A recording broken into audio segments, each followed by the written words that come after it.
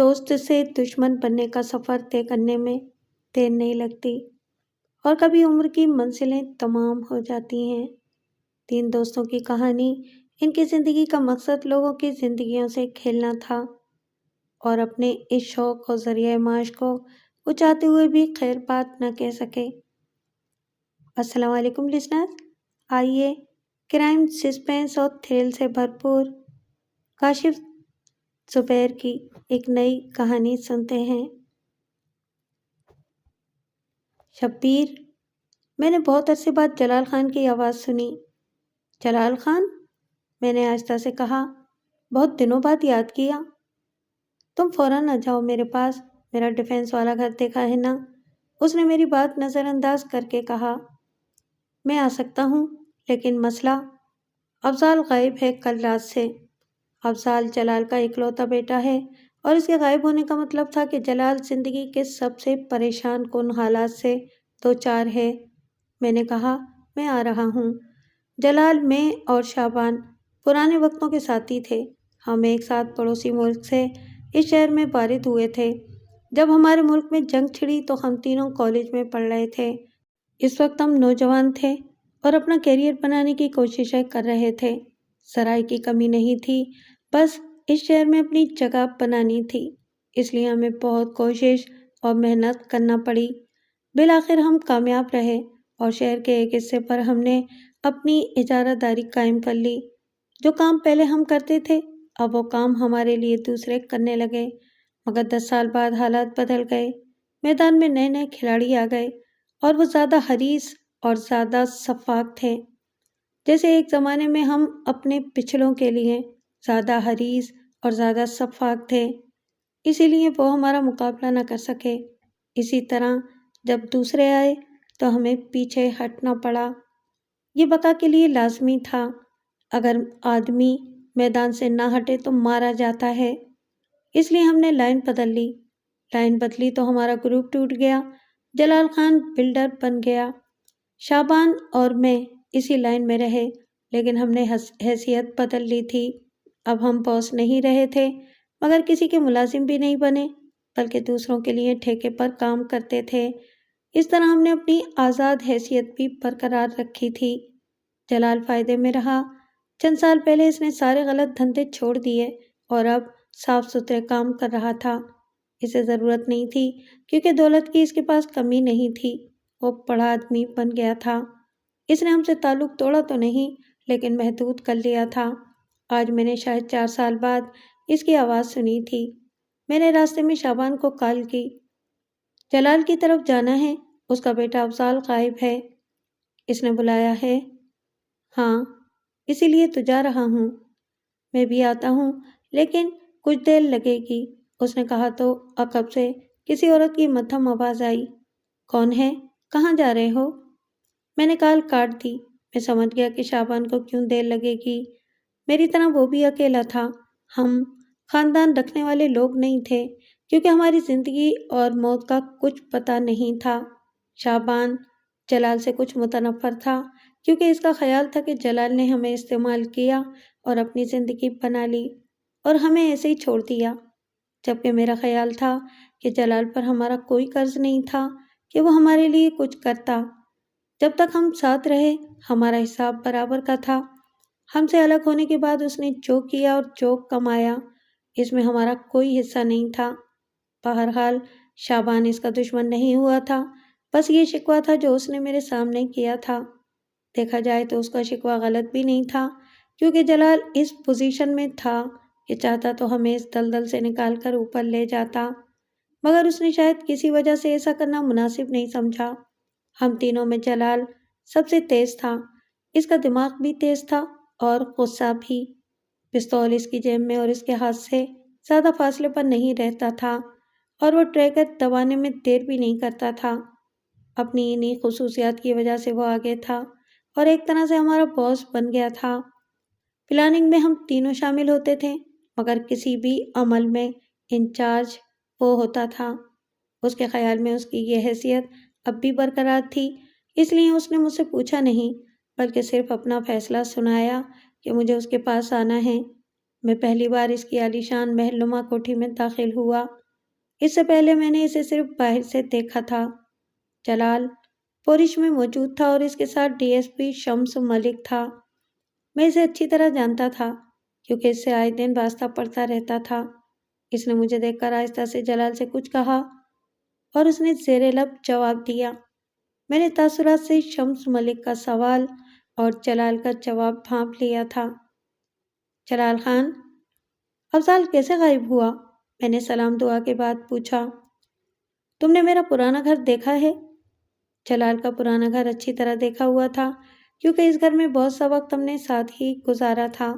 پھر جلال نے شادی کی تو وہاں سے ہمارا ڈیرا ختم ہو گیا۔ افضال وہاں تھا؟ میں نے پوچھا۔ جلال نے سر ہلایا اور پھر شمس ملک کی طرف دیکھا۔ مجھے امید ہے کہ پولیس جلد اس کا پتہ چلا لے گی۔ میری پوری کوشش ہوگی، شمس ملک نے سنجیدگی سے کہا اور اس سے ہاتھ ملا کر رخصت ہو گیا۔ اس کی گاڑی گیٹ سے نکل رہی تھی کہ شعبان اندر آیا۔ اس نے شمس کی طرف دیکھا اور ہمارے قریب چلا آیا۔ اس نے بلا تمہید کہا، پولیس والوں سے توقع بیکار ہے۔ جلال نے سر ہلایا، پھر بھی ان کو اطلاع کرنی پڑتی ہے۔ میں نے اسی لیے تو تم دونوں کو بلایا ہے۔ جلال ہمیں ایک چھوٹے سے کمرے میں لے آیا۔ یہاں چاروں طرف اس کی بنائی ہوئی عمارتوں اور اپارٹمنٹس کے ماڈلز سجے ہوئے تھے۔ دیواروں پر نقشے اور اسی قسم کی چیزیں تھیں۔ شاید یہ جگہ وہ آفس کے لیے استعمال کرتا تھا۔ جلال نے ایک مقامی لڑکی سے شادی کی تھی۔ اس کی 4 بیٹیاں تھیں اور ایک بیٹا۔ افضال 17 برس کا تھا اور کالج میں پڑھ رہا تھا۔ جلال خود اسکول کی حد تک تعلیم یافتہ تھا مگر اس نے اپنے بچوں کو پڑھایا تھا۔ 2 بیٹیوں کی شادی ہو چکی تھی اور وہ گریجویٹ تھیں، جبکہ 2 غیر شادی شدہ بیٹیاں یونیورسٹیز میں پڑھ رہی تھیں۔ ایک MBA کر رہی تھی اور دوسری نے MBBS میں داخلہ لیا تھا۔ جلال افضال سے بے پناہ محبت کرتا تھا اور یہی وجہ تھی کہ مشکل ترین حالات میں پرسکون رہنے والا جلال اس وقت سخت مضطرب تھا۔ اس نے الماری سے وسکی کی بوتل نکالی۔ میں نے اشارے سے منع کیا تو جلال نے حیرت سے کہا، تم نے چھوڑ دی ہے؟ قدرت نے چھڑوا دی ہے، اثر ہو گیا ہے۔ جلال نے اپنے اور شعبان کے لیے گلاس بنائے اور ہم میز کے گرد رکھے چھوٹے صوفوں پر بیٹھ گئے تو شعبان نے پہل کی، وہ کہاں سے غائب ہوا ہے؟ غائب نہیں ہوا، وہ اغوا ہوا ہے، جلال نے انکشاف کیا۔ تمہارے پرانے گھر سے؟ میں نے کہا۔ ہاں، مجھے قطعی علم نہیں تھا کہ وہ دوستوں کے ساتھ وہاں چلا جائے گا۔ کل میں ایک پارٹی میں تھا۔ جلال نے بتایا کہ افضال اپنے دوستوں حامد اور سہیل کے ہمراہ وہاں گیا تھا۔ یہ مکان عام طور سے بند رہتا تھا اور جب جلال کو ضرورت ہوتی تب استعمال کرتا تھا، مگر اس کی ضرورت شاذ ہی پیش آتی تھی۔ جلال کی اس سے پرانی یادیں وابستہ تھیں، اس لیے اس نے یہ مکان فروخت نہیں کیا۔ افضال مغرب کے بعد گھر سے نکلا تھا۔ اس وقت بارش ہو رہی تھی۔ حامد اور سہیل پڑوسی تھے اور ان کی بچپن سے دوستی تھی۔ حامد اور سہیل کا بیان ہے کہ وہ بارش کو انجوائے کرنے لگے کیونکہ یہاں بہت کم بارش ہوتی ہے۔ اس شام بادل گھر کر آئے تھے اور موسلادھار بارش ہوئی تھی۔ بارش انجوائے کرتے ہوئے وہ جلال کے پرانے گھر تک پہنچ گئے۔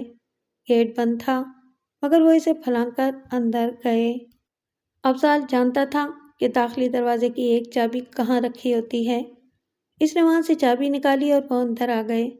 مکان ڈیکوریٹ تھا اور وہاں کسی چیز کی کمی نہیں تھی۔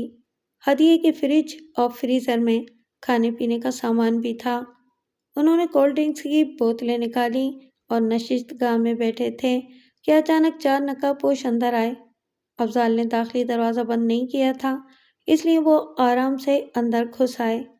انہوں نے ان تینوں کو پکڑ لیا، حامد اور سہیل کو تشدد کا نشانہ بنایا اور انہیں بے بس کر کے وہ افضال کو لے گئے۔ ان کے مطابق آنے والوں نے ایک لفظ بھی نہیں بولا۔ وہ سب تنومند اور طاقتور تھے اور وہ افضال کو لینے ہی آئے تھے۔ 2 افراد اسے پکڑ کر باہر لے گئے اور 2 ان کے سروں پر موجود رہے۔ پھر وہ بھی باہر نکل گئے۔ جب تک حامد اور سہیل باہر آئے، گاڑی اتنی دور جا چکی تھی کہ اس کی عقبی سرخ روشنیاں بھی مشکل سے نظر آ رہی تھیں۔ آنے والوں نے ہاتھوں میں دستانے پہنے ہوئے تھے، اس لیے انہوں نے اپنی انگلیوں کے نشانات بھی نہیں چھوڑے تھے۔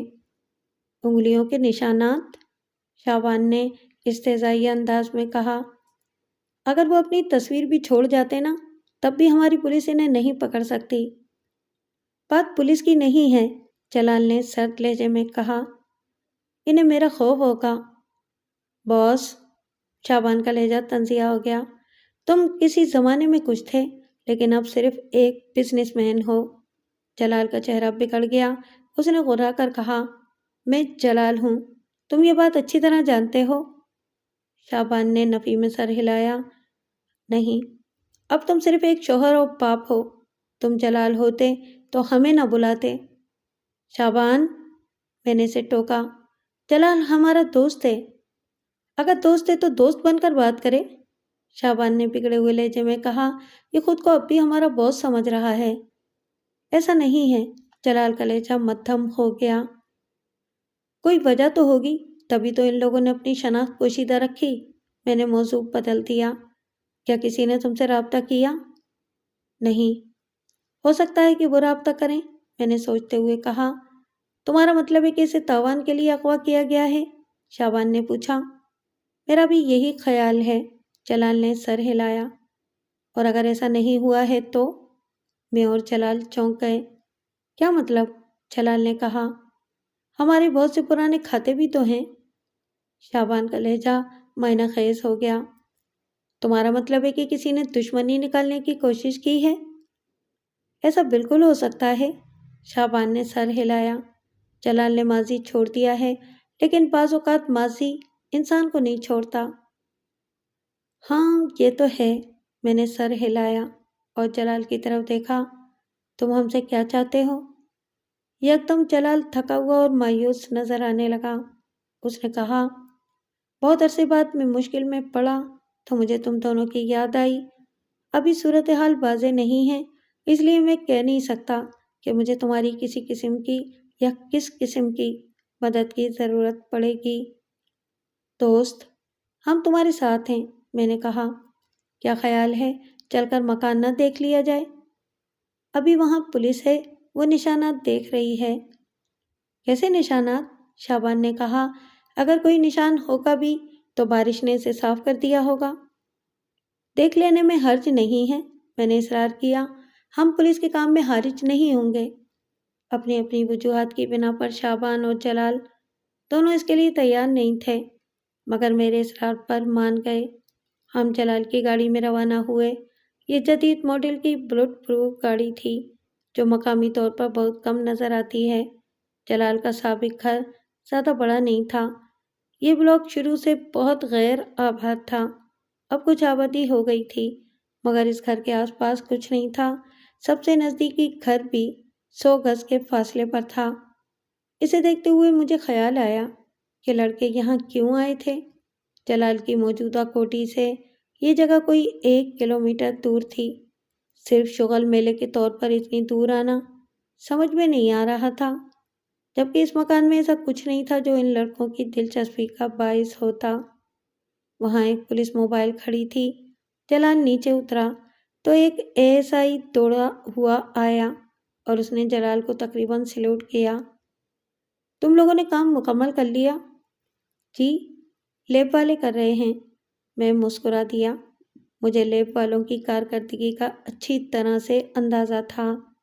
ہم اندر آئے، جہاں جلال کو دیکھتے ہی نام نہاد مستعدی کا مظاہرہ کیا جانے لگا۔ جلال بھی یہ بات سمجھتا تھا، اس لیے اس نے پولیس والوں کو وہاں سے دفع ہو جانے کا حکم دیا، اور وہ اس کے حکم پر سچ مچ چلے بھی گئے۔ ان لوگوں نے نشانات تو کیا اٹھانے تھے، خود وہاں خاصے نشانات چھوڑ گئے۔ میں نے مکان کا معائنہ کیا۔ اس کے سامنے والے حصے میں ایک بڑا ڈرائنگ روم تھا، اسے لاؤنج بھی کہا جا سکتا ہے۔ اس کے دروازے کے سامنے ہی شیشے کا ایک بڑا سا ریک تھا اور اس کی ٹوٹی کرچیاں چاروں طرف بکھری ہوئی تھیں۔ اسی طرح شیشے کی سینٹر ٹیبل بھی ٹوٹ گئی تھی، ایک طرف راکنگ چیئر الٹی پڑی تھی، کچھ شو پیس بھی ادھر ادھر پڑے تھے۔ مجموعی طور پر جرم کا منظر واضح تھا۔ برآمدے کی سیڑھیوں پر اور آگے جوتوں کے چند نشانات تھے، کیونکہ جس وقت نقاب پوش اندر گھسے تو بارش ہو رہی تھی اور اس سے جوتوں کے نشانات بن گئے تھے۔ ان کی تصاویر لے لی گئی تھیں، اس لیے اب ان پر آرام سے چل پھر رہے تھے۔ ہماری آمد سے پہلے لیب والے یہ کام کر چکے تھے۔ ابھی میں اندر جانے کا سوچ رہا تھا کہ SI باہر سے آیا۔ اس کی صورت دیکھ کر میں کھٹک گیا۔ اس نے اپنا موبائل جلال کی طرف بڑھایا۔ DSP صاحب ہیں۔ جلال بھی چونکا۔ اس نے فون لیا۔ ہیلو، ہاں ملک، کیا ہوا؟ کیا؟ کہاں ہے وہ؟ جلال کہتے ہوئے چلایا۔ مجھے بتاتے کیوں نہیں ہو؟ اچھا، میں آ رہا ہوں۔ جلال نے موبائل SI کو واپس کیا اور بولا، کہاں جانا ہے؟ میرے ساتھ آئیے، اس نے کہا۔ جلال نے اپنی گاڑی پولیس موبائل کے پیچھے لگا دی تھی۔ میں نے جلال کے شانے پر ہاتھ رکھا تو اس نے پوری قوت سے اسٹیئرنگ پر مکہ مارا۔ شمس ملک نے واضح نہیں کیا تھا، لیکن اس نے جس طرح جلال کو بلایا تھا اس نے صورتحال کو واضح کر دیا تھا۔ ہم چند منٹ بعد ایک نالے کے پاس رکے جس میں ابھی تک بارش کا پانی بہہ رہا تھا اور ایک ایمبولینس سروس کے رضاکار ایک لاش پر چادر ڈھک رہے تھے۔ اسے نالے سے نکالا گیا تھا۔ جلال نیچے اترا تو شمس ملک خود آگے آیا۔ اس نے جلال کو روکا مگر وہ اسے دھکا دے کر لاش کی طرف بڑھ گیا۔ اس نے اس پر سے چادر اٹھائی اور پھر دھاڑیں مار مار کر اس سے لپٹ گیا۔ میں جلال کے ساتھ تھا اور وہ مسلسل پی رہا تھا۔ اسے روکنا بیکار تھا، وہ کسی کی نہیں سنتا کیونکہ اس کا نقصان بہت بڑا اور ناقابل تلافی تھا۔ آج افضال کا سوئم تھا، میں کل تک اس کے ساتھ تھا، پھر رات میں گھر چلا گیا۔ صبح اس نے پھر بلا لیا۔ میں نے کچھ دیر بعد کہا، اگر تم نے مجھے اس لیے بلایا ہے کہ تم میرے سامنے بیٹھ کر پیتے رہو تو میرا رکنا بیکار ہے۔ تب پھر میں کیا کروں؟ اس نے تلخ لہجے میں کہا۔ میں جانتا ہوں تمہارا دکھ بہت بڑا ہے، لیکن اس طرح ہوش سے بیگانہ ہو جانا مسئلے کا حل نہیں ہے۔ تمہیں بھابھی اور بچیوں کو بھی دیکھنا ہے۔ میں کیا کروں؟ اس نے گھٹی گھٹی آواز میں کہا۔ میرے اندر آگ جل رہی ہے۔ اسے استعمال کرو، ان لوگوں کا پتہ چلاؤ جنہوں نے یہ کام کیا ہے۔ افضال کی لاش پانی میں ڈوبی رہی تھی، اس لیے اس قدر پھول گئی تھی، مگر اس کے جسم پر تشدد کا کوئی نشان نہیں تھا، صرف ایک گولی کا نشان تھا جو اس کے ماتھے پر لگی تھی اور وہی جان لیوا ثابت ہوئی تھی۔ پوسٹ مارٹم کے مطابق اس کی موت کا وقت تقریباً وہی تھا جو اس کے اغوا کا وقت تھا۔ ایسا لگ رہا تھا اسے اغوا کرنے والے اسے اس نالے تک لائے جو جائے وقوع سے صرف 800 گز کی دوری پر تھا۔ انہوں نے وہاں افضال کو شوٹ کیا اور لاش پھینک کر چلے گئے۔ بارش نے نالے کے آس پاس تمام نشان مٹا دیے تھے۔ لاش ایک سینیٹری ورکر نے دیکھی جس کے ذمہ نالے کی نگرانی تھی۔ اس نے پولیس کو اطلاع دی۔ میری بات پر جلال نے گلاس اتنی سختی سے بھینچا کہ وہ ٹوٹ گیا اور اس کی کرچیاں جلال کے ہاتھ کو زخمی کر گئیں۔ میں نے رومال نکال کر اس کے ہاتھ پر باندھا۔ اسے شاید زخم کا احساس بھی نہیں تھا۔ اس نے میری طرف دیکھا۔ انہیں کیسے تلاش کروں؟ انہوں نے اپنا کوئی نام و نشان ہی نہیں چھوڑا۔ پولیس کا کیا کہنا ہے؟ صفر، اس نے تلخی سے کہا۔ وہ کچھ پتہ نہیں چلا سکی۔ جلال، یہ قتل میری سمجھ سے باہر ہے۔ اگر کسی نے تم سے انتقام لیا ہے تب بھی یہ اندھا انتقام سمجھ میں نہیں آیا۔ میں نے اس کی طرف دیکھا۔ تمہارا کیا خیال ہے؟ تمہارا ایسا کوئی دشمن ہے؟ اس نے نفی میں سر ہلایا۔ پہلے بہت دشمنیاں تھیں، تم بھی جانتے ہو، لیکن وقت کے ساتھ ساتھ سب ختم ہو گئیں۔ لوگ مر گئے، یہاں سے چلے گئے یا بات ہی ختم ہو گئی۔ ایسا کوئی شخص میرے ذہن میں نہیں آ رہا جو اتنے عرصے بعد اس حد تک جائے۔ یہ تمہارا خیال ہے، تم دوسروں کے بارے میں کیا کہہ سکتے ہو؟ میں نے کہا تو وہ چونک گیا۔ ہاں، میں دوسروں کے بارے میں کیا کہہ سکتا ہوں؟ تب قاتلوں کو تلاش کرنے کی سوچو، میں نے کہا۔ اسٹائل سے تو لگ رہا ہے کہ یہ پیشہ ور لوگ تھے اور ان کا گینگ ہے۔ اس شہر میں پیشہ ور قاتلوں کے کتنے ایسے گینگ ہوں گے जो इतने मुनज़्ज़म अंदाज में काम करें? शायद चंद एक, जलाल ने सोचते हुए कहा। जो सियासी तंजीमों से ताल्लुक़ रखते हैं वो इस तरह खुद को छुपाकर काम नहीं करते हैं, वो खुलेआम सब कुछ कर जाते हैं। और तुम जानते हो कि मेरा किसी सियासी तंजीम से न ताल्लुक़ रहा है और न तनाज़ा। तब ये तुम्हारे किसी मुखालिफ का काम है, और वो कोई भी हो सकता है। अगर ऐसा है तो मैं उस तक कैसे पहुंचूं? कातलों के ज़रिए, मैंने जवाब दिया। तुम्हारे अंडरवर्ल्ड से ताल्लुकात तो हैं। ये पुरानी बात है, जलाल ने बात काट कर कहा। अब मेरी वहाँ कोई ख़ास जान पहचान नहीं है। ये काम तुम दोनों कर सकते हो। हम दोनों? मैंने इनकार करना चाहा। एक मिनट, कोई जवाब मत दो, मैं कल तुम्हारे पास आऊँगा, जलाल ने सोचकर कहा। ऐसा लग रहा था कि इसके जहन में कोई बात आ गई है। अगले दिन जलाल मेरे और शाबान के सामने था। वो राज़ी नहीं था, लेकिन मैंने कहा कि वो एक बार जलाल की बात सुन ले, इसके बाद चाहे तो इनकार कर दे। माजी के ताल्लुक़ की बुनियाद पर हम इतना तो कर सकते थे। शाबान मान गया और मेरे पास आ गया। मेरे घर काम करने वाली समीना मौजूद थी, मगर जलाल के आने के बाद मैंने इसे छुट्टी दे दी। जलाल कुछ देर खामोशी से बैठा रहा, फिर उसने अपने कोट से एक बड़े साइज का लिफाफा निकालकर हमारे सामने रखा। ये 20 लाख रुपए हैं। इतने ही मैं उस वक्त दूंगा जब तुम कातिलों को तलाश कर लोगे। 20 लाख खासी रकम थी, मगर हमने कोई रद्द अमल नहीं दिया। इसके बजाय शाबान ने पूछा, अगर हम नाकाम रहे तो? कुछ नहीं, बात ख़त्म हो जाएगी। जलाल ने दोनों हाथ मेज़ पर फैलाए। ये तुम्हारे वक्त और मेहनत की कीमत है। अगले 20 लाख कामयाबी का इनाम होगा। मुझे अजीब सा लग रहा था। आज तक ऐसा नहीं हुआ था कि हमने आपस में किसी काम का मुआवजा दूसरे को दिया हो। हम मिलकर काम करते थे और कमाकर आपस में तकसीम कर लेते थे। ये पहला मौका था कि जलाल हमें ऑफर कर रहा था। मैं झिझक रहा था और शाबान कुछ और सोच रहा था। उसने कहा, तुम्हारा क्या ख्याल है, ये रकम मुनासिब है?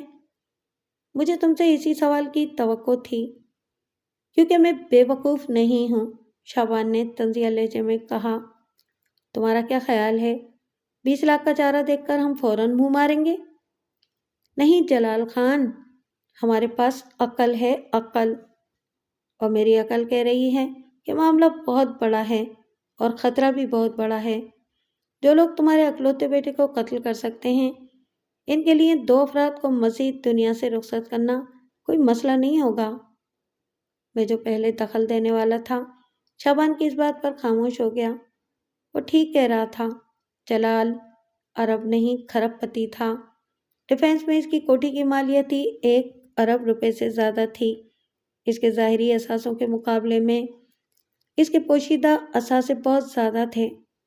ठीक है, 20 लाख रुपए हमारे लिए बड़ी रकम थी, मगर उसके लिए ये रकम ज़्यादा नहीं थी। जलाल ने मेरी तरफ से मायूस होकर शाबान से कहा, तुम क्या चाहते हो? शाबान ने लिफाफा वापस इसकी तरफ सिरका दिया। एक बात तो यह है कि हम दोस्त होने के नाते तुम्हारी मदद करेंगे। इसके बदले तुमसे 1 रुपया भी नहीं चाहिए। दूसरे, हमारे अपने धंधे भी हैं और हम उनको भी वक्त देने पर मजबूर हैं।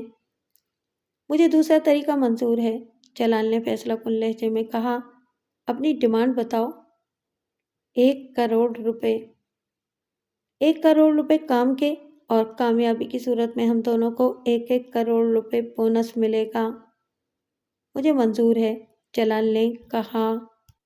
ये तुमने अच्छा नहीं किया, मैंने अगले दिन शाबान से कहा। मैं इसके घर आया था। जलाल हमारा दोस्त है। यह ख्याल उसे नहीं आया कि वो हमारा दोस्त है? शाबान ने तंज़िया अंदाज में कहा। तुमने देखा, इसने दोस्ती को एक तरफ रखा और फौरन बास बनने को तैयार हो गया। अब हम उसके लिए काम करने के पाबंद हैं। हमने अपने वक्त की असल कीमत वसूल कर ली है। शाबान ठीक कह रहा था, लेकिन मैं कुछ और सोच रहा था। हमने भेड़ों के छत्ते में हाथ डाल दिया है। कातिल अंधेरे में हैं। इन तक पहुंचने के लिए हमें अंधेरे में हाथ मारने पड़ेंगे اور ہم نہیں کہہ سکتے کہ ہمارا ہاتھ کس پر پڑے گا۔ شابان میری بات سمجھ گیا۔ اس کے چہرے پر تشویش تھی، مگر پھر اس نے سر جھٹکا۔ ہمارا کام ہی خطرہ مول لینا ہے، لیکن اندھا خطرہ ہم نے کبھی مول نہیں لیا۔ اب تو لے لیا ہے۔ یہ بتاؤ آغاز کیسے کرنا ہوگا؟ ہماری نظر میں جتنے بھی درمیان کے آدمی ہیں ان سب کو چیک کرنا ہوگا۔ میں نے بھی یہی سوچا ہے۔ کام کا آغاز ابھی کرنا ہے، میں نے کہا، اور آدھے گھنٹے بعد ہم پرانے شہر کی گنجان آبادی میں ایک سال خوردہ عمارت کے نیچے موجود تھے۔ ہمیں اس کے چوتھے فلور تک جانا تھا۔ سیڑھیاں چڑھ کر ہم اوپر آ گئے۔ مطلوبہ دروازے پر دستک دی تو اندر سے ایک مخمور سی آواز آئی، بھاگ جاؤ، ابھی میں کسی سے نہیں مل سکتا۔ شابان نے میری طرف دیکھا اور پیچھے ہٹ کر دروازے پر ایک بھرپور لات ماری۔ دروازہ کھل گیا اور ہم اندر داخل ہوئے۔ دوسرے کمرے میں مریل اور طویل قامت چاچڑ پڑا ہوا تھا۔ یہ اس کی ذات نہیں، نام تھا، چاچڑ۔ ویسے تو منشیات فروش اور منشیات کا عادی تھا، مگر وہ درمیان کے آدمی کا کردار بھی ادا کرتا تھا اور دو پارٹیوں کے درمیان بات یا سودا کراتا تھا۔ وہ شہر کی جرائم پیشہ سوسائٹی کے بارے میں چلتا پھرتا انسائکلوپیڈیا تھا۔ دروازہ کھلنے کی آواز پر اس نے کوئی اثر نہیں لیا، مگر جب شابان نے اس کے ٹخنے پر اپنا بھاری جوتا رکھا تو وہ بلبلا کر ہوش میں آ گیا۔ اس نے ہمیں دیکھا اور خوف زدہ لہجے میں بولا، تم؟ ہاں، ہم نے پہچان لیا ہے۔ میں نے اس کے پاس پنجوں کے بل بیٹھ کر کہا، یہ بھی جان گئے ہوگے کہ ہم کیوں آئے ہیں؟ شابان دروازہ بند کر آیا تھا، اگرچہ اس سے کوئی فرق نہیں پڑتا، کیونکہ یہاں کوئی چھینک بھی مارتا تو اوپر سے نیچے تک سب کو اطلاع مل جاتی تھی۔ چاچڑ نے فوراً انکار کیا، ماں قسم نہیں جانتا۔ شابان نے دوبارہ اس کی ٹخنے پر جوتا رکھا تو وہ چیخنے دھاڑنے لگا۔ میں نے اس کی چیخ و پکار کی پرواہ کیے بغیر اس کے کمرے سے ایک رسی تلاش کی، اس کا ایک سرا پانی کے وزنی کولر سے باندھا اور دوسرا پھندا بنا کر چاچڑ کے گلے میں ڈالا اور اسے گھسیٹ کر کھڑکی کے پاس لے آیا۔ کولر کھڑکی کی چوکھٹ پر رکھ کر میں نے اس سے پوچھا، جلال خان کے بیٹے افضال کے قتل میں کون لوگ ملوث ہیں؟ میں نہیں جانتا، اس نے دہشت سے کہا۔ میں نے کولر کو ذرا سا ہاتھ مارا تو اس نے چیخ ماری، ماں قسم نہیں جانتا۔ میں نے اس بار ہاتھ مارا تو کولر باہر گر گیا اور رسی کا پھندا چاچڑ کی گردن میں تنگ ہونے لگا۔ اس نے دونوں ہاتھوں سے رسی تھام لی تھی، مگر اسے تنگ ہونے سے روکنا مشکل تھا۔ اس کا سانس رک رہا تھا اور وہ پاؤں رگڑ رہا تھا۔ میں نے پستول نکال لیا۔ تمہارے پاس زیادہ وقت نہیں۔ چاچڑ کی آنکھیں حلقوں سے ابل آئی تھیں اور اس کا بڑا سا منہ غیر معمولی طور پر کھلا ہوا تھا، مگر اس کا سر مسلسل نفی میں ہل رہا تھا۔ وہ بس چند لمحوں کا مہمان لگ رہا تھا۔ میں نے مایوسی سے سر ہلایا، یہ نہیں بتائے گا تو بات ختم کرو، ہم کسی اور سے پوچھ لیں گے۔ میں نے چاچڑ کے سر کی طرف پستول کر کے ایک گولی چلائی اور پھر ہم دونوں باہر کی طرف بڑھے۔ باہر نکلنے سے پہلے میں نے پلٹ کر چاچڑ کی طرف دیکھا، جو رسی کٹ جانے سے سانس بحال ہونے پر دیوانہ وار سانسیں لے رہا تھا۔ میں نے اسے خبردار کیا، اگر ہمارے بارے میں ایک لفظ بھی نکالا تو اگلی بار تم اس کھڑکی سے باہر جاؤ گے۔ ہم نیچے آئے تو شابان نے مایوسی سے کہا، یہ تو کچھ بھی نہیں ہوا۔ میں نے کہا، نا، ہم اندھیرے میں ہاتھ ماریں گے۔ شابان چلا گیا تھا اور میں نے بھی گھر کا رخ کیا۔ سمینہ صفائی کر کے واشنگ مشین لگائے کپڑے دھو رہی تھی۔ وہ تقریباً 32 سال کی سرخی مائل سفید رنگت اور دلکش نقوش والی عورت تھی۔ جسم نازک تھا مگر محنت انتھک کرتی تھی۔ مجھ جیسے اکیلے آدمی کے گھر کام کرنے پر اسے بہت کچھ سننے کو ملا، مگر اس نے کبھی پرواہ نہیں کی تھی۔ مجھ سے کہنے کی تو کسی میں جرأت نہیں تھی۔ وہ صبح سویرے آتی اور سب سے پہلے میرے لیے ناشتہ بناتی تھی۔ جب میں ناشتہ کرتا تو وہ گھر کی صفائی کرتی، ہفتے میں ایک بار واشنگ مشین لگا کر کپڑے دھو دیتی تھی۔ جانے سے پہلے وہ دوپہر کا کھانا بنا کر جاتی تھی۔ ہانڈی اتنی ہوتی تھی کہ رات تک چل جاتی تھی۔ اگر مجھے کہیں باہر جانا ہوتا تو میں اسے منع کر دیتا تھا۔ وہ بیوہ تھی، 2 سال پہلے اس کا شوہر ہنگاموں میں اندھی گولی کا نشانہ بن گیا۔ وہ دہی بڑے کا ٹھیلا لگاتا تھا۔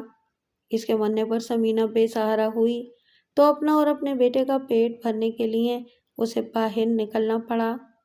ایک بار میں نے گلی کے چند لفنگوں کو سبق دیا جو اس کے پیچھے پڑے ہوئے تھے، تب وہ میرا شکریہ ادا کرنے آئی، اور جب اسے پتہ چلا کہ میں اکیلا رہتا ہوں اور اپنا سب کام خود کرتا ہوں تو اس نے اصرار کر کے میرے گھر میں کام شروع کر دیا۔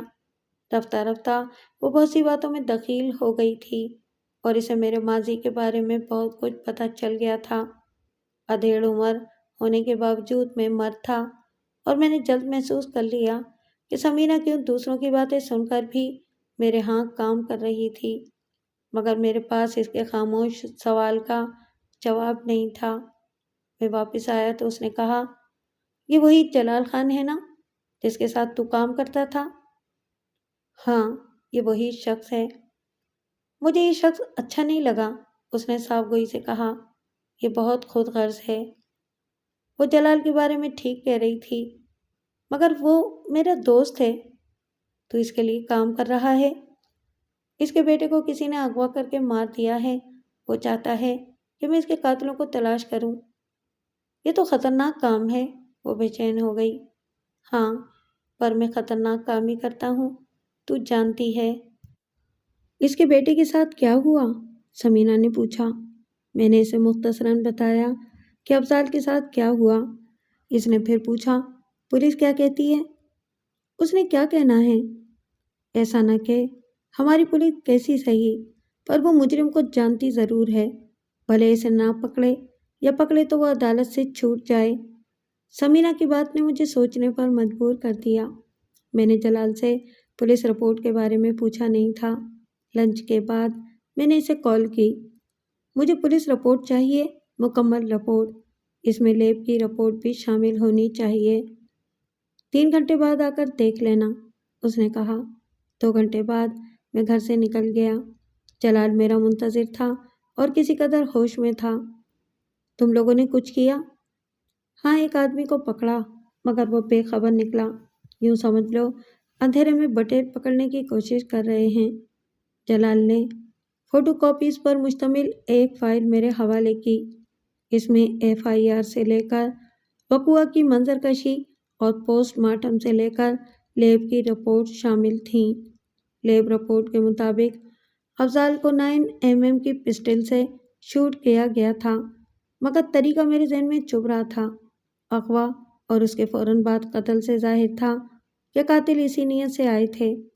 کام بہت صفائی سے ہوا تھا اور انہوں نے پیشانی پر صرف ایک گولی مار کر قتل کو یقینی بنا لیا تھا۔ مجھے لگ رہا تھا کہ یہ کام بہت ٹھنڈے دل سے ہوا ہے اور اس کے پس پشت انتقامی جذبہ نہیں تھا، ورنہ افضل کی تشدد زدہ لاش ملتی۔ جلال نے مجھے مخاطب کیا تو میں چونکا۔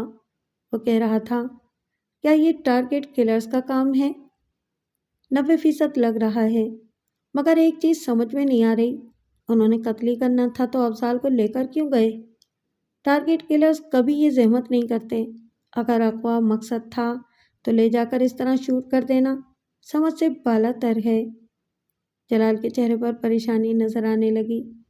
تم ٹھیک کہہ رہے ہو، یہ 2 باتیں آپس میں میچ نہیں کر رہی ہیں۔ یہ شہر کا محفوظ ترین علاقہ ہے، یہاں نہ صرف نجی سیکورٹی بہت زیادہ ہے بلکہ پولیس بھی مستعد ہوتی ہے۔ ایسے میں کسی کو اغوا کرنا بہت مشکل کام ہے۔ تم بھول رہے ہو، کچھ عرصہ پہلے ایک مافیا لیڈر کو یہیں سے عین محفل سے اٹھا کر کھلے عام لے جایا گیا تھا۔ وہ الگ بات ہے، اس میں سب ملے ہوئے تھے۔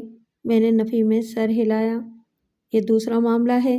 مجھے لگ رہا ہے کہ بظاہر سب اس طرح نہیں ہوا ہے جیسا کہ ہمیں نظر آ رہا ہے۔ پھر کیسے ہوا ہے؟ جلال نے کہا۔ یہی پتہ چلانا ہے، میں نے جواب دیا اور پھر ہچکچا کر پوچھا، اگر تم قاتلوں کا پتہ چلا لو گے تو تم کیا کرو گے؟ جلال کے چہرے پر پرانا جلال نظر آیا تھا۔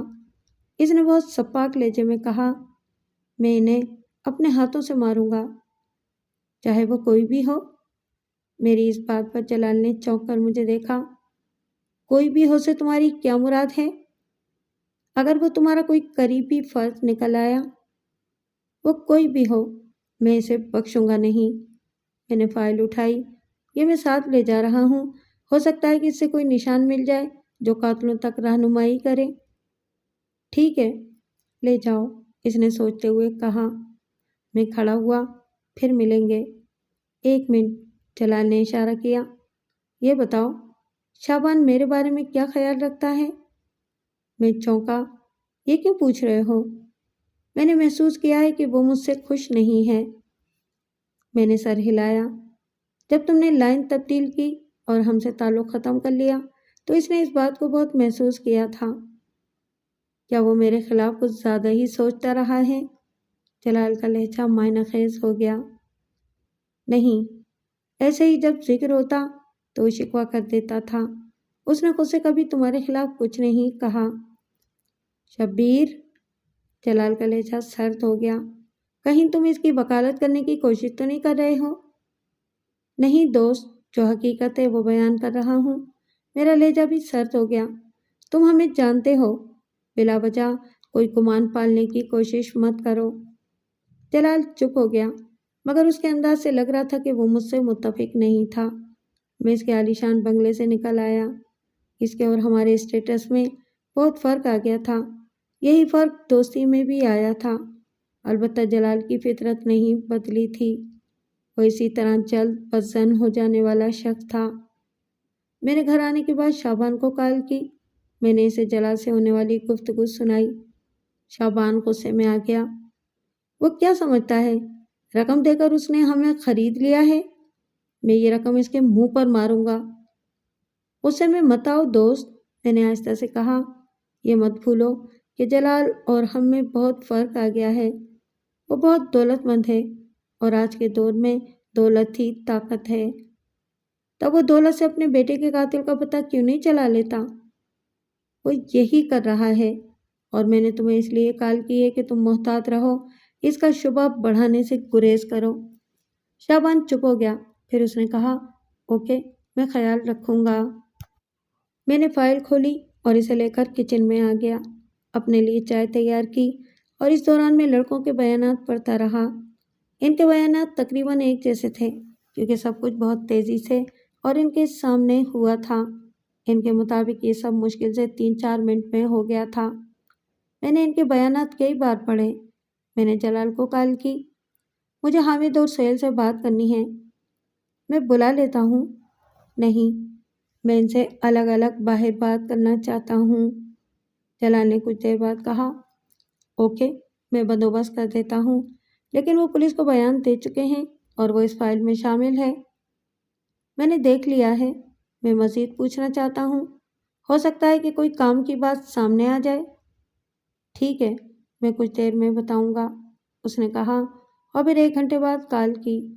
وہ کل تم سے یونیورسٹی میں مل سکتے ہیں۔ میں اگلے دن یونیورسٹی پہنچا۔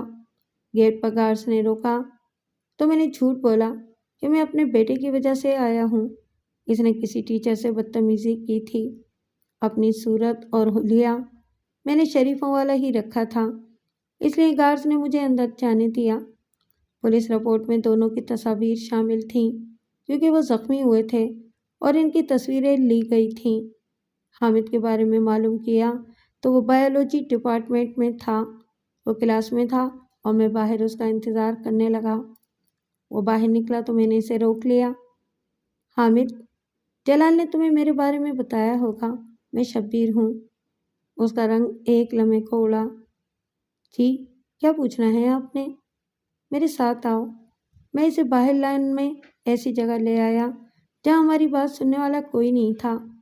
میں نے اس کے چہرے پر نظر جما کر کہا، میں تم سے صرف چند سوالات کروں گا اور مجھے امید ہے کہ تم ٹھیک ٹھیک جواب دو گے۔ جی۔ تم لوگ جب باہر نکلے تو کیا پہلے سے افضال کے پرانے گھر جانے کا ارادہ تھا؟ نہیں، ہم بارش انجوائے کر رہے تھے۔ جب اس کے گھر کے پاس پہنچے تو افضال نے ہم سے اندر چلنے کو کہا۔ اس نے کہا تھا کہ ہم اندر کچھ کھائیں گے پیئیں گے۔ تمہارا کہنا ہے کہ تم لوگ گیٹ پھلانگ کر اندر گئے کیونکہ گیٹ پر تالا تھا؟ مگر جب پولیس وہاں آئی تو گیٹ کا تالا تو کھلا ہوا تھا۔ مجھے نہیں معلوم، میں نے بھی کھلا دیکھا تھا۔ اگر تم لوگ وہاں اتفاق سے پہنچے تو افضال کو اغوا کرنے والے وہاں کیسے پہنچ گئے؟ ان کو کیسے پتہ چلا کہ تم لوگ وہاں آؤ گے؟ اس نے پھر نفی میں سر ہلایا۔ میں نہیں جانتا، ہو سکتا ہے کہ وہ پہلے سے پیچھا کر رہے ہوں۔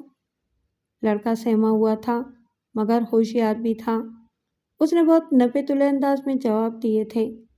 میں نے اگلا سوال کیا، جب نقاب پوش اندر آئے تو تم کہاں تھے؟ میں بڑے صوفے کے پیچھے ریکس پر رکھی چیزیں دیکھ رہا تھا۔ سہیل اور افضال کہاں تھے؟ افضال دروازے کے پاس تھا اور اندر آتے ہی 2 نقاب پوشوں نے اسے قابو کر لیا۔ باقی 2 ہماری طرف آئے تھے۔ سہیل ذرا دور چھوٹے صوفے پر بیٹھا تھا۔ اسے قابو کرنے والے نقاب پوش نے اسے وہیں پکڑ لیا تھا۔ انہوں نے تمہیں مارا؟ میں نے اس کے ہونٹوں پر مندمل ہوتے نشان کو دیکھ کر کہا۔ ہاں، مجھے اور سہیل کو گھوسوں لاتوں سے مارا تھا۔ اس نے اپنی پسلی پر ہاتھ رکھا۔ یہاں ابھی تک درد ہو رہا ہے۔ جب نقاب پوش تمہیں مار رہے تھے تو تم نے یا سہیل نے مزاحمت نہیں کی تھی، مگر وہ بہت طاقتور ماہر تھے۔ جنہوں نے افضال کو پکڑا تھا وہ اسے کھینچ کر باہر لے گئے اور باقی 2 نے اس وقت تک ہمیں قابو میں رکھا جب تک انہیں باہر سے سیٹی کی آواز سنائی نہیں دی۔ پھر وہ اتنی تیزی سے نکلے کہ جب تک میں اور سہیل باہر آئے وہ جا چکے تھے۔ تم ان کی گاڑی نہیں دیکھ سکے؟ نہیں، لیکن اس کی عقبی روشنیوں سے لگ رہا تھا کہ وہ کوئی درمیانی گاڑی ہے، شاید کوئی لگژری جیپ تھی۔ پھر تم نے کیا کیا؟ ہم نے انکل جلال کو کال کی، وہ 5 منٹ میں آ گئے اور پھر انہوں نے پولیس کو کال کی۔ کیا اس وقت بارش ہو رہی تھی؟ نہیں، بارش 8:40 پر رک گئی تھی۔ انکل جلال کو 8:38 پر کال کی تھی۔ اس نے وقت کا پورا حساب رکھا تھا، حالانکہ وہ بدحواس تھے اور ایسے میں آدمی کو اتنی درستگی کے ساتھ وقت یاد نہیں رہتا ہے۔ میں نے اسے چند سوالات اور کیے اور پھر سہیل کو تلاش کیا۔ وہ BBA میں تھا۔ در حقیقت تینوں ہی آنرز میں تھے۔ سہیل نے میرے سوالوں کے تقریباً وہی جواب دیے جو حامد نے دیے تھے۔ ان میں بہت معمولی سا فرق تھا۔ وہاں سے نکل کر میں نے شعبان کو کال کی۔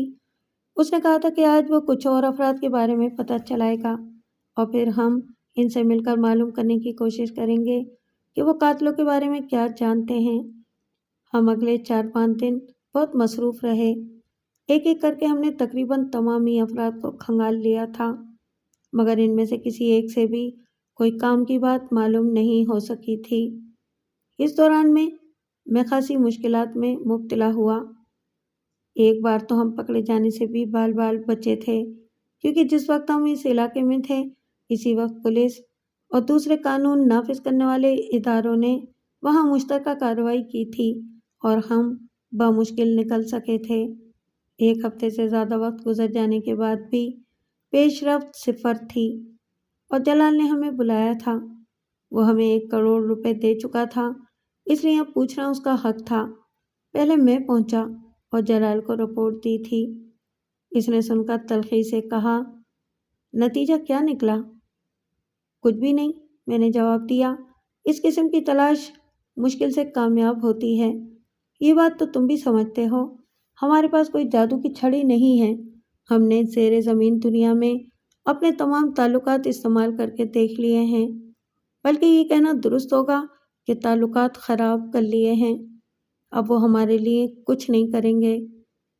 تمہیں ان لفنگوں کا محتاج ہونا بھی نہیں چاہیے، اس نے ناگواری سے کہا۔ حالانکہ ضرورت پڑنے پر لفنگے ہی کام آتے ہیں، میں نے معنی خیز انداز میں کہا۔ شعبان آ گیا اور خاموشی سے ایک طرف بیٹھ گیا۔ مجھے اور کتنا انتظار کرنا پڑے گا؟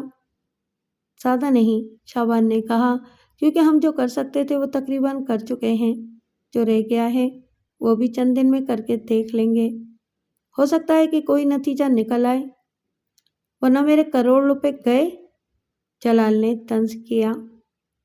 ظاہر ہے، شعبان نے اسی لہجے میں جواب دیا، تم نے کروڑ دیے ہیں، لیکن ہم نے آگے کے لیے اپنا اتنا ہی نقصان بھی کر لیا ہے۔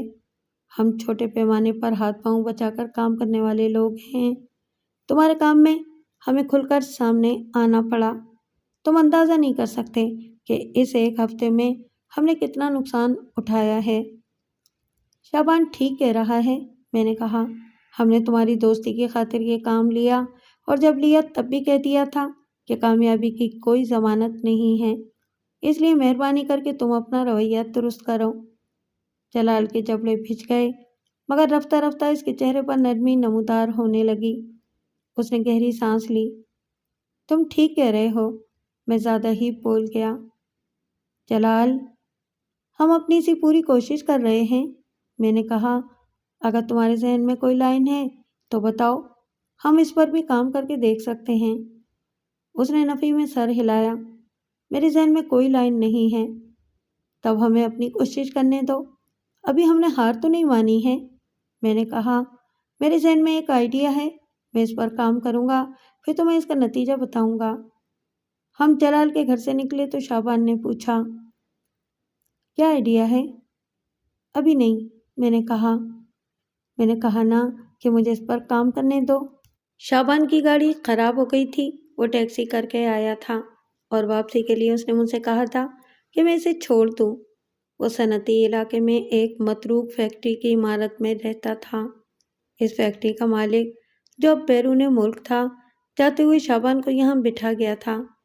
اسے خطرہ تھا کہ فیکٹری کی قیمتی زمین پر کوئی قبضہ نہ کر لے۔ ایک طرح سے شعبان اس قیمتی جگہ کا چوکیدار تھا۔ وہ ٹھاٹھ سے وہاں رہتا تھا اور فیکٹری کے مالک سے تنخواہ بھی وصول کرتا تھا۔ اس نے وہاں آفس کی عمارت میں 2 کمرے سیٹ کر لیے تھے۔ فیکٹری کا اصل چوکیدار اس کے کام بھی کر دیا کرتا تھا۔ وہ ایک طرح سے شعبان کا ذاتی ملازم بن گیا تھا۔ میں نے اسے فیکٹری کے گیٹ پر چھوڑا اور اپنے گھر کی طرف روانہ ہو گیا۔ میری رہائش ایک متوسط آبادی میں تھی۔ جب میں نے یہاں مکان لیا تو زیادہ آبادی نہیں تھی اور زیادہ تر چھوٹے درجے کے لوگ رہتے تھے، مگر پھر شہر کے وسط میں ہونے کی وجہ سے اس کی قیمت بڑھی تو غریب غربا زمین اور مکان فروخت کر کے یہاں سے چلے گئے، اور اب یہاں ذرا اوپری متوسط طبقے کے لوگ رہتے تھے۔ سمینہ کھانا بنا کر رکھ گئی تھی۔ کھانا کھا کر میں کچھ دیر چہل قدمی کر کے واپس آیا اور سونے سے پہلے غسل کر رہا تھا کہ موبائل کی بیل بجی اور خاصی دیر تک بجتی رہی۔ میں باہر آیا تو دیکھا شعبان کی کال تھی۔ میں نے اسے جوابی کال کی تو بیل جانے لگی، مگر اس نے کال ریسیو نہیں کی۔ میں نے دوبارہ نمبر ملایا، اس بار اس نے ریسیو کی اور کاٹ دی۔ میں نے تیسری بار بیل دی تو فون بند تھا۔ میں فکر مند ہو گیا۔ میرے پاس فیکٹری کا نمبر تھا، میں نے وہاں کال کی، اس پر بھی کوئی ریسیو نہیں کر رہا تھا۔ میری فکر بڑھ گئی۔ میں نے کچھ سوچا اور اپنا پستول لے کر گھر سے نکل آیا۔ 20 منٹ بعد میں فیکٹری پہنچ گیا۔ رات 12 بجے وہاں سناٹا و ویرانی تھی۔ آس پاس اکا دکا فیکٹریوں میں نائٹ شفٹ میں کام ہو رہا تھا، مگر اس سے سناٹے پر کوئی خاص اثر نہیں پڑا تھا۔ میں نے گیٹ چیک کیا، چوکیدار وہیں سوتا تھا، مگر گیٹ کھلا ہوا تھا اور چوکیدار اپنی چارپائی پر نہیں تھا۔ میں ذرا آگے گیا تو زمین پر ایک گٹھی سی نظر آئی۔ میں نے اسے سیدھا کیا تو وہ چوکیدار تھا۔ کسی نے اس کی پشت میں گولی مار دی تھی، وہ مر چکا تھا۔ میں نے اپنا پستول نکال لیا اور دبے قدموں آفس بلڈنگ کی طرف بڑھا۔ فیکٹری کی دیوار کے ساتھ شیڈ تھا جس کے نیچے گاڑیاں پارک کی جاتی تھیں۔ عمارت کا داخلی دروازہ بھی کھلا ہوا تھا اور اندر سے ٹی وی چلنے کی آواز آ رہی تھی۔ شعبان کی عادت تھی کہ وہ بہت بلند آواز کر کے ٹی وی دیکھتا تھا۔ اس وقت بھی آواز خاصی بلند تھی۔ میں اندر آیا تو شعبان لاؤنج میں ٹی وی کے سامنے صوفے پر بیٹھا ہوا تھا، اس کی پشت میری طرف تھی۔ میں نے آس پاس دیکھا اور دبے قدموں آگے بڑھا۔ جب نزدیک آیا تو اسے ساکت پا کر میری آنکھوں کے آگے اندھیرا آ گیا تھا۔ شعبان کے ماتھے پر سوراخ تھا اور اسے خون نکل کر اس کے چہرے پر پھیل گیا تھا۔ میں نے خود پر قابو پاتے ہوئے اس کا چہرہ چھوا۔ خون تازہ تھا، یعنی زیادہ دیر نہیں ہوئی تھی جب قاتل نے اسے شوٹ کیا۔ میں نے دونوں کمرے چیک کیے، مگر وہاں کوئی نہیں تھا۔ باقی عمارت خالی اور مکفل رہتی تھی۔ قاتل شاید میری آمد سے کچھ پہلے نکلا تھا۔ شابان کا موبائل پاس پڑا تھا اور یقیناً قاتل نے میری کال کاٹ کر اسے آف کیا تھا۔ میں نے جلال کا نمبر ملایا۔ اس نے قدرے دیر سے کال ریسیو کی اور بولا، ہاں شبیر، کیا ہوا؟ شابان کو کسی نے قتل کر دیا ہے، میں نے سرد لہجے میں کہا۔ شاید یہ ہماری گزشتہ ایک ہفتے کی جد و جہد کا نتیجہ ہے۔ جلال کچھ دیر کے لیے چپ رہ گیا۔ تمہارا مطلب ہے کہ کسی ایسے نے کام دکھایا ہے جسے خطرہ ہو کہ تم اس تک نہ پہنچ جاؤ؟ ممکن ہے، میں نے کہا، یا ہو سکتا ہے کہ ہمارا نشانہ بننے والے کسی ایسے شخص نے انتقام لیا ہو۔ یہ کسی درمیانی آدمی کا کام نہیں لگتا ہے، جلال بولا۔ اسی لیے تو میں کہہ رہا ہوں، کسی نے انتقام لیا ہے۔ کسی کو بھڑکانا کون سا مسئلہ ہے؟ جلال نے گہری سانس لی۔ سب جانتے ہیں کہ شابان کہاں رہتا ہے، ان کا کام آسان ہو گیا۔ سنو شبیر، میں نہیں چاہتا کہ تم بھی کسی قاتل کا نشانہ بن جاؤ، اس لیے تم فی الحال منظر سے غائب ہو جاؤ۔ جلال کے کہنے سے پہلے ہی میں نے سوچ لیا تھا، مگر اس سے یہی کہا، میں سوچوں گا۔ سوچو مت، فوری عمل کرو۔ میرا ایک ہٹ ہے، وہاں چلے جاؤ۔ اس کے بارے میں بہت کم لوگ جانتے ہیں۔ وہاں کوئی ہوتا ہے؟ نہیں، لیکن تمہیں اس کی چابی داخلی دروازے کے اوپر بنے کارنس پر مل جائے گی۔ میں آج تو نہیں، کل جاؤں گا، میں نے جواب دیا اور موبائل بند کر دیا۔ میں نے اپنے ایک خفیہ ٹھکانے کا رخ کیا۔ ہم جیسے لوگوں کو اس قسم کے ٹھکانے بنا کر رکھنے پڑتے ہیں۔ میرا یہ ٹھکانہ اس حد تک خفیہ تھا کہ اس کے بارے میں شابان کو بھی علم نہیں تھا۔ یہ چھوٹا سا فلیٹ ایک پوش علاقے میں تھا، جہاں پڑوسی کو پڑوسی کے بارے میں پتہ نہیں ہوتا اور نہ ہی تجسس ہوتا ہے کہ کون کیا کر رہا ہے۔ شابان کے قتل نے میرا ذہن منتشر کر دیا تھا اور میں فی الحال کہیں سکون سے بیٹھ کر سوچنا چاہتا تھا۔ اس کے لیے یہ جگہ بہت موزوں تھی۔ میں فلیٹ میں آیا اور لاؤنج میں صوفے پر ڈھیر ہو گیا۔ صورتحال یکدم ہی سنگین ہو گئی تھی۔ اگر شابان کا قتل ہماری مہم جوئی کا نتیجہ تھا تو لازمی بات تھی کہ اس کے بعد میری باری ہے۔ اب قاتل میری تلاش میں ہوں گے۔ جو چیز شروع میں مہم سا خدشہ تھی، وہ اچانک اپنی پوری ہولناکی کے ساتھ سامنے آ گئی تھی۔ شابان کی موت بھی افضال کی طرح صاف ستھری تھی۔ اس کے گھر میں کہیں افراتفری اور ہنگامے کے آثار نہیں تھے۔ ایسا لگ رہا تھا کہ شابان ٹی وی دیکھ رہا تھا جب قاتل نے اچانک اس کے سامنے آ کر اس کے سر میں سوراخ کر دیا، گویا وہ اسے قتل کرنے ہی آیا تھا۔ زخم کا نشان چھوٹا تھا اور گولی دوسری طرف سے نہیں نکلی تھی۔ واردات میں چھوٹا ہتھیار استعمال ہوا تھا۔ میرے حواس ذرا بحال ہوئے تو میں نے فریج سے کولڈ ڈرنک کا ٹن نکال کر ایک ہی سانس میں خالی کر دیا اور پھر ٹہلتا اور سوچتا رہا۔ اس رات مجھے بہت دیر سے نیند آئی تھی۔ اگلے روز دیر سے اٹھا اور تیار ہو کر باہر نکل آیا۔ مجھے کئی کام نمٹانے تھے۔ ان سے فارغ ہو کر میں نے جلال کو کال کی۔ وہ میرا ہی منتظر تھا، کیونکہ کل رات سے میں نے موبائل بند کیا ہوا تھا۔ اس نے فوراً کہا، تم کہاں تھے؟ میں بہت پریشان ہوں۔ میں ایک خفیہ جگہ تھا، میں نے جواب دیا۔ پولیس نے کارروائی کی؟ ہاں، میں نے اطلاع کر دی تھی۔ پولیس نے لاشیں اٹھوا کر پوسٹ مارٹم کے لیے بھیج دی تھیں۔ رپورٹ بھی آ گئی ہے۔ شابان اور چوکیدار کو ایک ہی ہتھیار سے قتل کیا گیا ہے۔ پولیس کے مطابق یہ واردات کم سے کم 2 افراد نے کی ہے۔ وہ شابان کو قتل کرنے آئے تھے کیونکہ اسے ہلنے کی مہلت بھی نہیں ملی۔ وہ ٹی وی دیکھتے ہوئے ہی نشانہ بنا۔ اب وہ تمہارے پیچھے آئیں گے، جلال نے اضطراب سے کہا۔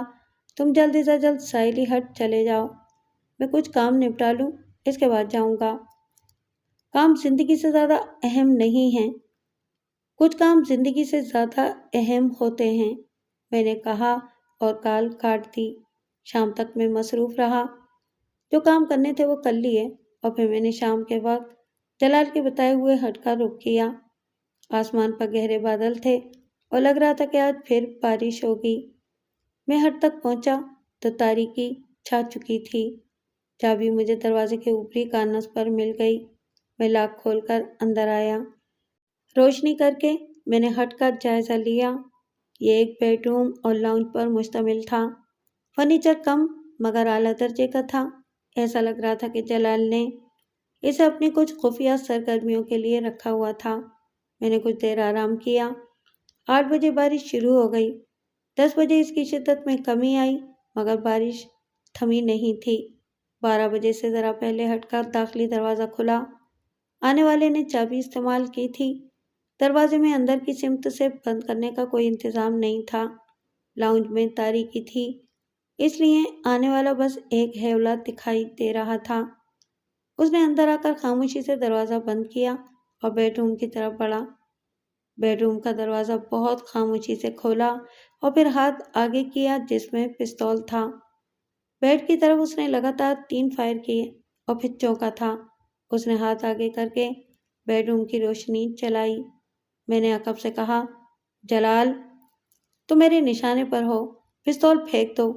کوئی غلط حرکت مت کرنا ورنہ مجھے افسوس ہوگا، اس کے باوجود کہ تم شعبان کے قاتل ہو۔ وہ ساکت رہ گیا، پھر اس نے پستول پھینک دیا اور دونوں ہاتھ اوپر کیے۔ وہ بولا تو اس کا لہجہ پرسکون تھا، تو تم جان گئے، تم نے بستر پر پتلا اچھا بنایا ہے۔ ہاں، میں جان گیا ہوں، تم نے کئی غلطیاں کی۔ اول میں نے تمہیں نہیں بتایا کہ شعبان گھر میں مارا گیا ہے، مگر تم نے کہہ دیا۔ تم اس وقت راستے میں تھے اور ایسی کار کے باوجود ٹریفک کا ہلکا شور مجھے سنائی دے رہا تھا۔ دوسرے تم نے چوکیدار کا ذکر کیا، جبکہ سب اسے شعبان کا ملازم سمجھتے تھے اور بہت کم لوگوں کو علم ہے کہ وہ فیکٹری کا چوکیدار تھا۔ تیسرے شعبان کو افضال کے انداز میں مارا گیا۔ ہاں، جلال میری طرف مڑا، اس نے افضال کو قتل کیا کیونکہ اسے مجھ سے پرخاش تھی۔ میں نے ٹھنڈی سانس لی۔ افسوس کہ تم ہمیشہ کی طرح جلد باز ثابت ہوئے۔ تم نے شعبان کو اپنے گمان کی وجہ سے قتل کیا، حالانکہ اس نے یہ کام نہیں کیا۔ تب کس نے کیا؟ اس نے خود تسلیم کیا کہ اسے مجھ سے شکایت تھی۔ شکایت دوستوں میں ہوتی ہے، لیکن اس کا مطلب یہ تو نہیں ہوتا کہ وہ ایک دوسرے کو نقصان پہنچانے لگیں، میں نے کہا اور پردے کے پیچھے سے نکل کر لاؤنج میں روشنی کی۔ مگر تم نے دوستی کا قطعی لحاظ نہیں کیا۔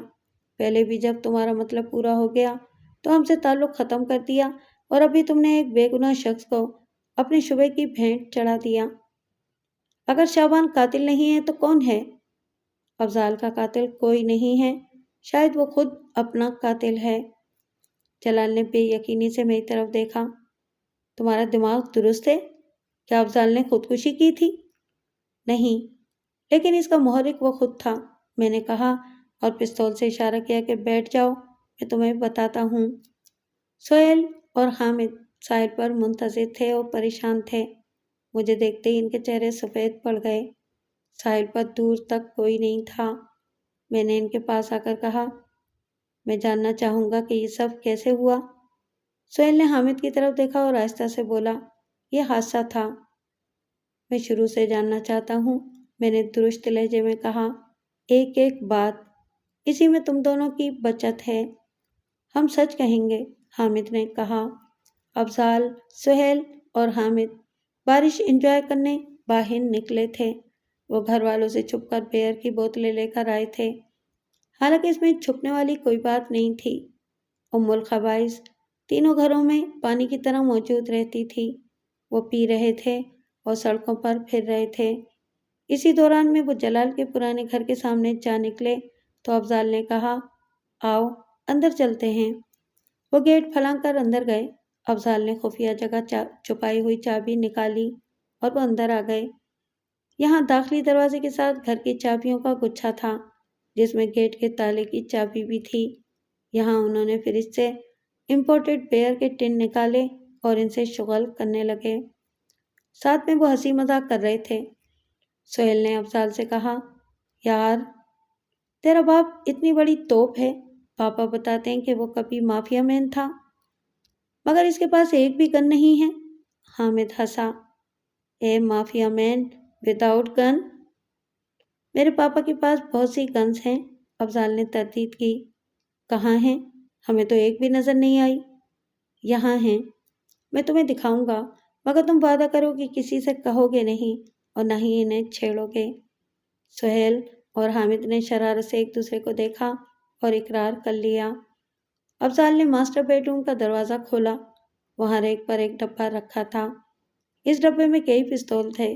سہیل اور حامد نے جھپٹ کر 2 پستول اٹھائے اور افضال کے منع کرنے کے باوجود وہ لان میں نکل آئے۔ بارش میں وہ ایک دوسرے سے جھوٹ موٹ کی لڑائی لڑنے لگے۔ منہ سے فائرنگ کی آوازیں نکال رہے تھے۔ افضال پریشان تھا۔ اسے معلوم تھا کہ جلال کو یہ بات معلوم ہو گئی تو اس کی شامت آئے گی، اس لیے وہ ان کے پیچھے بھاگ رہا تھا، انہیں روک رہا تھا اور ان سے پستول واپس دینے کو کہہ رہا تھا۔ بارش زور و شور سے جاری تھی۔ حامد زیادہ بے قابو ہو رہا تھا۔ وہ پستول سیدھا کیے ہوئے لان میں گھوم رہا تھا اور خیالی فائرنگ کر رہا تھا۔ اچانک افضال نے عقب سے اس کا ہاتھ پکڑ کر اپنی طرف کھینچا اور جیسے ہی پستول کی نال اس کے سر کی سیدھ میں آئی تو نہ جانے کیسے گولی چل گئی۔ افضال ہوا میں اچھلا اور نیچے گر کر ساکت ہو گیا۔ وہ دونوں اس کی طرف جھپٹے اور چیخ چیخ کر اسے آوازیں دیتے رہے، مگر وہ نیچے گرنے سے پہلے ہی مر چکا تھا۔ اس کے بعد سہیل اور حامد نے سوچا کہ اگر انہوں نے سچ بتایا تو وہ پھنسیں گے، اور پولیس سے زیادہ انہیں جلال کا خوف تھا۔ وہ اس کے بارے میں اچھی طرح جانتے تھے، اس لیے انہوں نے اس جرم کو چھپانے کا فیصلہ کیا۔ انہوں نے سب سے پہلے پستول صاف کر کے اسی جگہ رکھے جہاں سے نکالے تھے، تمام تالے بند کیے اور پھر افضال کی لاش لے جا کر بارش کے پانی کی نکاسی والے نالے میں ڈال دی۔ ان کا خیال تھا کہ لاش بہہ کر سمندر میں چلی جائے گی۔ دوسری طرف انہوں نے ایک کہانی تیار کی اور پھر جلال کو کال کی۔ کیونکہ کہانی مصنوعی تھی اس لیے وہ کچھ زیادہ ہی مکمل تھی اور مجھے اسی سے شک ہوا۔ میں نے جب سہیل اور حامد سے بات کی تو مجھے لگا کہ وہ کچھ چھپا رہے ہیں، اس لیے میں نے ایک پلان بنایا۔ میں نے سہیل کو کال کی اور اسے بتایا کہ ایک پڑوسی جو اپنے گھر کی چھت پر تھا اس نے سب دیکھ لیا ہے اور میں نے اسے معلوم کر لیا ہے، لیکن پولیس یا جلال تک بات لے جانے سے پہلے میں ان سے بات کرنا چاہتا ہوں۔ سہیل حامد کی نسبت کم چالاک اور کم ہمت تھا۔ وہ میرے دھوکے میں آ گیا اور مان گیا۔